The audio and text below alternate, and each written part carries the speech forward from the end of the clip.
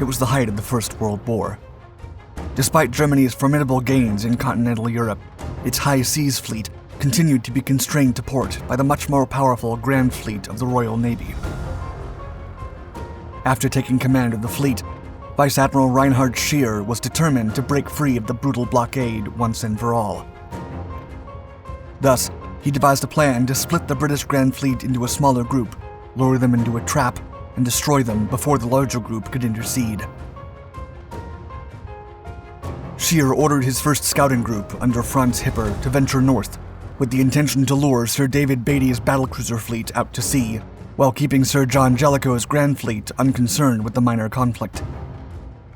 Once engaged, Hipper would dash south with Beatty's fleet in hot pursuit and lead the British right into the muzzles of Scheer's fleet, delivering an unprecedented blow to the British Royal Navy. On May 31, 1916, Scheer successfully lured Beatty's fleet into the Northern Sea. However, he was unaware that the British had intercepted and decoded his communications and would now have to face the full might of the Royal Navy. The ensuing battle would become the last major confrontation fought primarily between battleships in world history.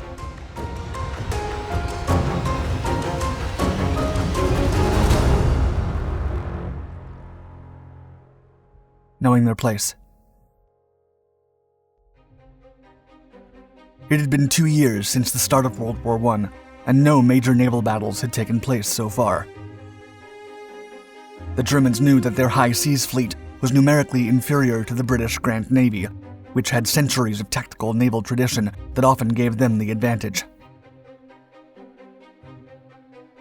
Meanwhile, the British figured that as long as the German fleet didn't pose a threat to their sea lines and supply ships, it wasn't worth trying to destroy it and risk being targeted by their feared U-boats.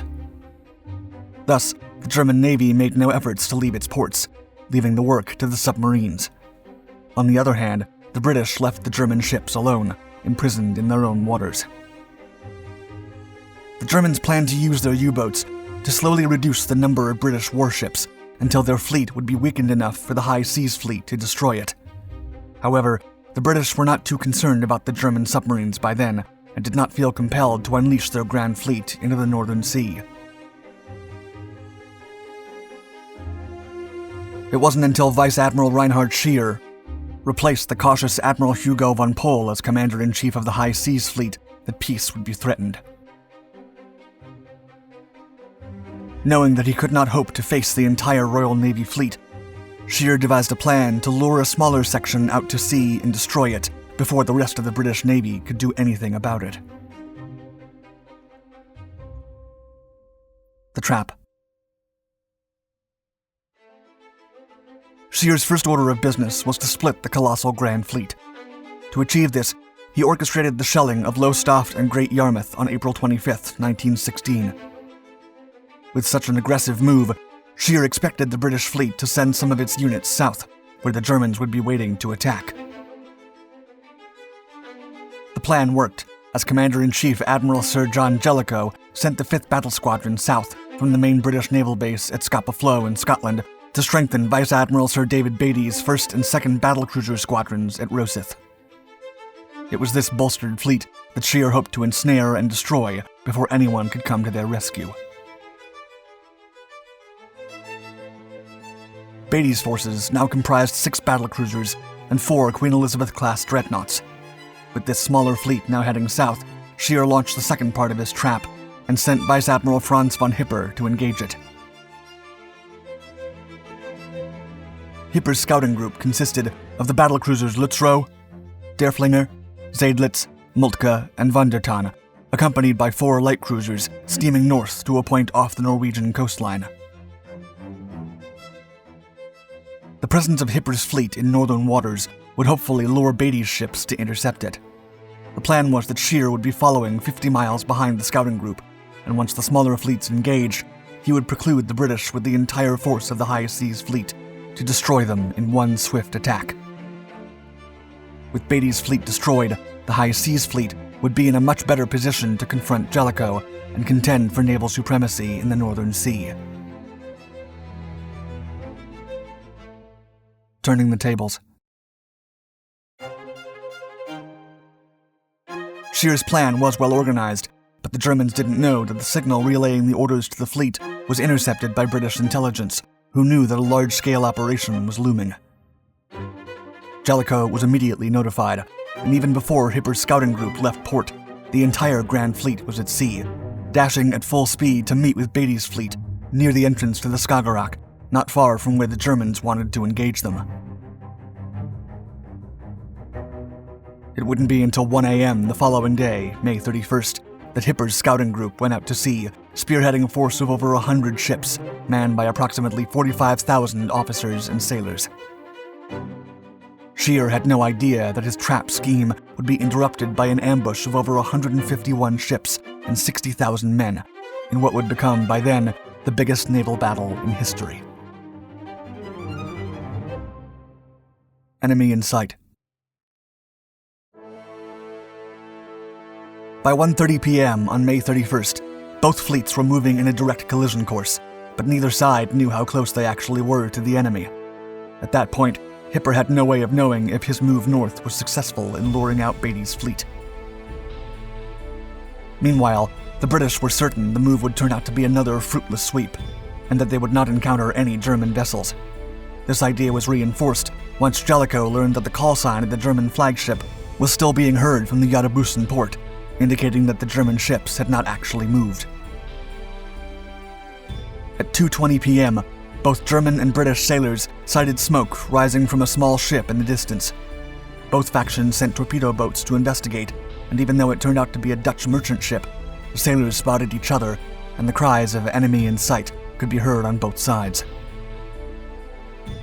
The bulk of the Royal Navy Grand Fleet was still 56 miles north of Beatty's position, and the Germans initially believed they had the upper hand. As soon as the torpedo boats started to engage each other, Hipper and Beatty moved their main warships towards them, and by 3:20 p.m., both fleets were in line facing each other and ready to unleash their guns.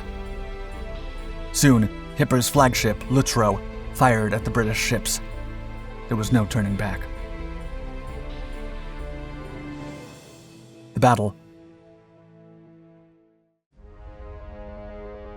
During the encounter's initial phase, the German fleet proved to be much more proficient with their guns than the British one, which was severely struggling with accuracy as most of their shells flew over the German ships. Meanwhile, the Germans achieved hit after hit, delivering significant damage to Beatty's forces. The Lion, Princess Royal, and the Tiger ships were hit repeatedly, and Indefatigable, caught by 2 salvos from Von der Tann, soon capsized and sank. The 5th Battle Squadron then joined the British line, after being left behind on the initial dash to face each other. Their heavy guns caused such devastating damage to Hipper's battlecruisers that the German torpedo boats had to move between the two forces to draw some of the fire being dealt upon the German warships. Nevertheless, the Germans continued to show formidable precision, and soon the British battlecruiser Queen Mary blew up with a splintering explosion, having been hit in her main magazine. Then, as the battle raged on, a British light cruiser squadron patrolling south of Beatty's main force spotted Scheer's high seas fleet approaching the battlefront. Epic encounter. After learning that the entire German fleet was participating in the battle, Beatty immediately withdrew from the engagement, leading the Germans to think he was retreating, when he was actually luring them north into the full might of the Grand Fleet. The situation was critical. Visibility was dropping drastically, and Jellicoe was still about 40 miles off Beatty's position, traveling in a 6-column formation. Moreover, Jellicoe still ignored the enemy fleet's exact position and urgently needed that information to decide when to shift into a single-line attack formation. As desperation was taking over, Jellicoe suddenly received a radio transmission from Beatty indicating the position and direction of the German fleet. In the most consequential decision of the entire battle, Jellicoe ordered his main battle fleet to deploy on the port wing division, thus giving the British the benefit of what little light remained and cutting the line of Scheer's retreat. Then, as the last British battleship turned into line, the gloom cleared slightly to reveal the leading ships of the High Seas Fleet heading directly to them. About 100 warships were now ready to fire in the direction of the German forces. The moment was an absolute triumph for Jellicoe, as the German fleet found itself restricted to using its frontal guns while continuing to advance toward the British trap. A barrage of destruction then rained down on the High Seas Fleet, but thanks to the German robust ship construction and the deficient British munitions, the German fleet wasn't immediately destroyed. They even managed to destroy HMS Invincible before ordering a retreat. The maneuver was executed perfectly, with the German torpedo ships launching smokescreens to cover Scheer's retreat, while the British remained confused as they witnessed the Germans fleeing after only losing a few warships. A foolish decision. In a surprising turn of events, Scheer suddenly decided to turn back and charge the Grand Fleet again. It is still debated whether this was a miscalculated attempt to encircle the British fleet or if he wanted to deal additional damage, but the decision quickly turned against him. The British immediately unleashed all their firepower upon the German vessels, sinking several ships. Realizing his mistake, Scheer then ordered a second retreat, but this time the withdrawal was chaotic and unorganized, with many German ships fleeing before the orders were given. It was the torpedo boats that saved the German fleet from utter destruction, charging against the British ships and sacrificing themselves to allow the High Seas Fleet to survive. Meanwhile, the Grand Fleet attempted to cut off Scheer's retreat as darkness covered the Northern Sea. Still, in a final strategic move, the German fleet went around the British and reached the mined waters of Horace Reef before Jellicoe could learn of their position. The German High Seas Fleet was safe and the British Grand Fleet victorious, but it came at too high a price. The British suffered more considerable losses than the Germans in both ships and sailors. 3 cruisers, 3 battlecruisers, and 8 destroyers were sunk against 1 German battleship, 1 battlecruiser, 4 light cruisers, and 5 torpedo boats. Also, the British casualties more than doubled the Germans. Despite the ultimate British victory, the Germans also claimed to have won. Still, the battle's results ended up affecting the High Seas Fleet much more than the British one. Scheer had to remain in port for a long time, while the Grand Fleet was ready to patrol the North Sea just 4 days after the encounter.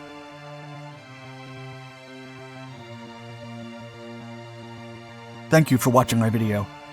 If you enjoyed this story, please give us a like, and don't forget to check out our other Dark Documentaries channels for more exciting historical and military content. Stay tuned for more.